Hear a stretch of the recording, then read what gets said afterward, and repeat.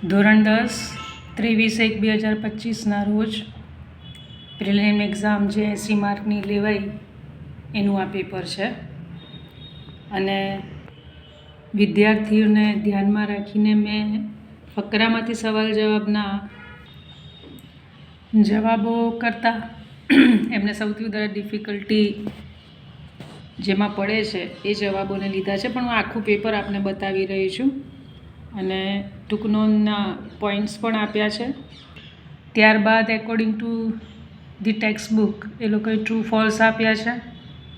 પછી સ્ટેન્ઝા અને જે દરેક ધોરણમાં પૂછાતા હોય છે એમ વધારાના ફકરા કેટલાક ન્યૂઝ ક્લિપિંગમાંથી પૂછાય છે, કેટલાક વખતે ફ્લેમિંગો કે લેફિંગ કે એના જેવી કોઈ સપ્લિમેન્ટરી રીડિંગમાંથી પૂછાતું હોય છે. ત્યારબાદ કોઈ પણ પિક્ચર આપતા હોય છે, ટેબલ છે, ચાર્ટ છે અને આ ચેક આપ્યો છે એના ઉપરથી ક્વેશ્ચન આન્સર પૂછ્યા છે. પછી એક ઇન્ટરવ્યૂ છે, આ ઇન્ટરવ્યૂને તમારે વાંચવાનું રહેશે અને ઇન્ટરવ્યૂના આધારે આપેલા સવાલ જવાબ લખવાના હોય છે. ખેર, હવે સેક્શન સી પર આવીએ.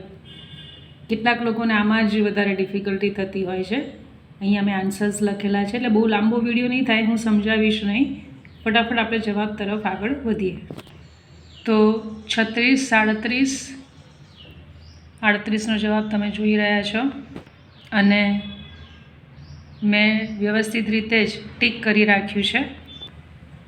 અને 40નો જવાબ, 41, ત્યાર પછી 43, 44 અને 45નો જવાબ છે. પછી મેં અહીંયા ખાલી જગ્યા પૂરી છે, અમુકમાં ટીક માર્ક કરી રાખ્યું છે. આઈ હોપ તમને દેખાતું હશે.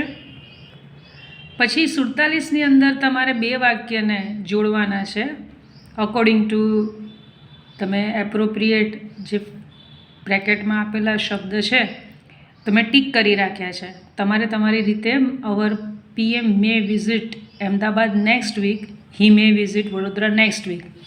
તો તમારે શું લખવાનું? તો કે our PM may visit either Ahmedabad or Vadodara next week. Okay. 48માં we visited the famous Somnath temple which is a very old historical place.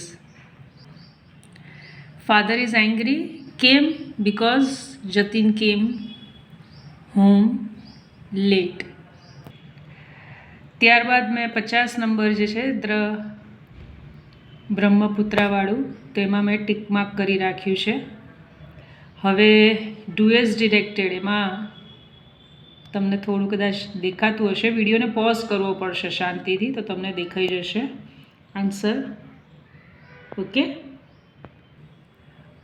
બહુ નાની જગ્યામાં લખ્યું છે, એટલે જો આ સવાલ છે અને આન્સર તમને દેખાતું હશે. પછી લાસ્ટ વીક છે એનું તમારે નેક્સ્ટ વીક કરવું પડે, કારણ કે આગળ વિલ અને વિઝિટ છે, બરાબર.